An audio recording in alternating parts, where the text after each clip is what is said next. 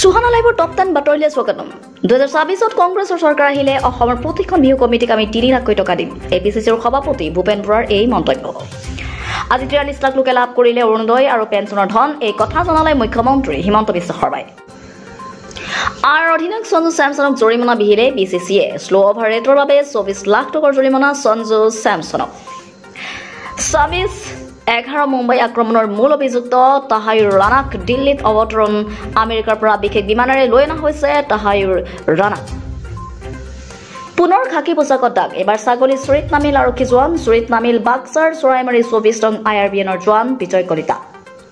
এফালে ব্যাপক প্ৰতিক্ৰিয়াৰ পাছত বহাগ বিহুত এদিনৰ বন্ধ ঘোষণা অসম বিশ্ববিদ্যালয়ৰ বিপৰীতে দুৰ্গা পূজাৰ বন্ধ 24 দিন আৰু ইয়াৰ পূৰ্বে বিহুৰ কোনো বন্ধ ঘোষণা কৰা নাছিল অসম বিশ্ববিদ্যালয়ে দলীয় নীতি নিৰ্দেশন অলংঘা গোৱালপাৰা আৰু ধুবুৰীত জিলা কংগ্ৰেছৰ সভাৰ সভাপতিৰ সকলো কৰ্তৃত্ব কৰ্তন প্ৰদেশ কংগ্ৰেছৰ আৰু এই সিদ্ধান্ত প্ৰচণ্ড গৰমত কম্বল বিতৰণ বিজেপিৰ 45 সংখ্যক প্ৰতিষ্ঠা দিৱসত ৰাইজৰ মাজত 700 কম্বল বিতৰণ বিহাৰৰ ক্ৰীড়া মন্ত্ৰী তথা বিজেপি বিধায়ক সুৰেন্দ্ৰ মেহতাৰ কাণ্ডত দেশজুৰি প্ৰতিক্ৰিয়া আমেৰিকাৰ ৰঙা চকুক ভয় নকৰে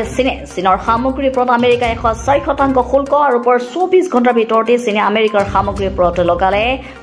84% শুল্ক 2028 অলিম্পিকত 6টা দলৰ মাজত অনুষ্ঠিত হ'ব ক্ৰিকেটৰ ইভেন্ট টি20 ফৰ্মেটত অনুষ্ঠিত হ'ব ক্ৰিকেটৰ মূল মেচ আৰু এই আছিল আজিৰ টপ 10 বাতৰি